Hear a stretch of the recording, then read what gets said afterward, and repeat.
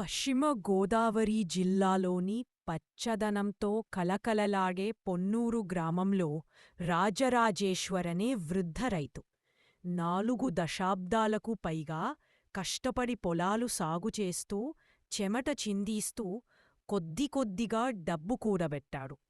అతనికి 2 కొడుకులు, పెద్దవాడు రాముడు, చిన్నవాడు లంకేష్. ఇద్దరి ఆలోచనల్లో మాత్రం భూమి ఆకాశం తేడా.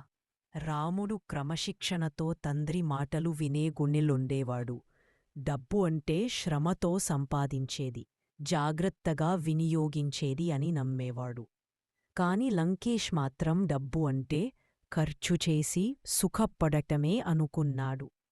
కొత్త ఫోన్లు, ఖరీదైన బట్టలు, బైక్ రేసులు ఇవే అతని కోరికలు.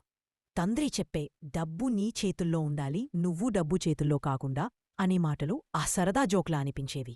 నాన్నా, మనం జీవితాన్ని ఎంజాయ్ చేయడానికి పుట్టాం అని లంకేష్ అహంకారంగా చెప్పేవాడు. రాజరాజేశ్వరు మనసులు బాధపడినా కాలమే అతనికి పాఠం నేర్పుతుందని నమ్ముకునేవాడు. ఒక సంవత్సరం వరుసగా వచ్చిన వరదలు గ్రామాన్ని తీవ్రంగా ప్రభావితం చేశాయి. రాజరాజేశ్వర పొలాలు నీటమునిగి పంటలు చెరిగిపోయాయి. ఆదాయము లేక కుటుంబం కష్టాల్లో పడింది. ఖర్చులు తగ్గించుకోవలసి వచ్చాయి. ఆదాయము లేక కుటుంబం కష్టాల్లో పడింది.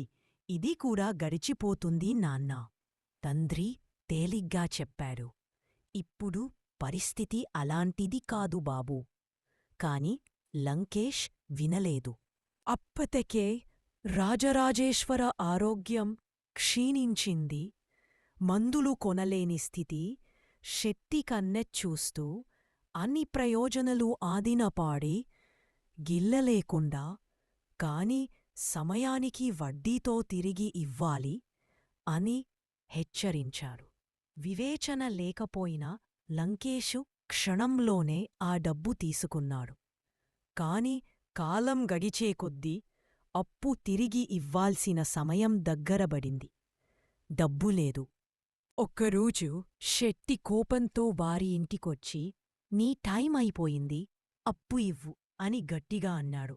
రాజరాజేశ్వర్ ఆశ్చర్యంతో లంకేష్ వైపు చూశాడు. చివరకు తండ్రి పాదాల దగ్గర మోకాళ్ళమీద కూర్చొని కన్నీళ్లు పెట్టుకున్నాడు. క్షమించండి నాన్నా, నేనో పెద్ద తప్పు చేశా అని ఏడవసాగాడు.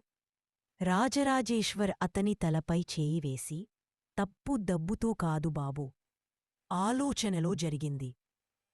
డబ్బు నిన్ను నడిపిస్తే ఇలాంటి సమస్యలు తప్పవు.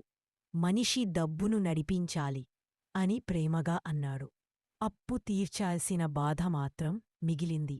అదే సమయంలో రాముడు పట్టణంలో కష్టపడి సంపాదించిన డబ్బుతో ఇంటికి వచ్చి శెట్టికి అప్పు తీశాడు. లంకేష్ తన అన్నయ్యను చూసి కన్నీళ్లు పెట్టుకున్నాడు. కొన్ని రోజుల తర్వాత రాజరాజేశ్వర్ ఇద్దరినీ పిలిచి పాత చెక్కపెట్టె ఇచ్చాడు. ఇదంతా మీకోసం నేనే దాచుకున్నది. బంగారు నాణేలు, పాత పత్రాలు, పొలాల అసలు పత్రాలు. ఇన్ని డబ్బులు ఉన్నప్పుడు, మనము ఇబ్బందులు పడుతున్నప్పుడు ఎందుకు వాడలేదు అని రాముడు అడిగాడు. మీరు అదే తప్పులు చేసేవారు అని అన్నాడు. లంకేష్ ఆ రోజునుంచి మారిపోయాడు. రాముడు ఉద్యోగంలో ఎదిగాడు. లంకేష్ చిన్న వ్యాపారం ప్రారంభించి నిజంగా శ్రమించి సంపాదించిన డబ్బు విలువను అనుభవించాడు. సాయంత్రం చెట్టు నీడలో కూర్చున్న రాజరాజేశ్వర్ చిరునవ్వుతో అన్నాడు, డబ్బు జీవితం ఇవ్వదు, విలువ ఇచ్చిందో వారి హృదయాల్లో శాశ్వతంగా నిలిచిపోయాయి.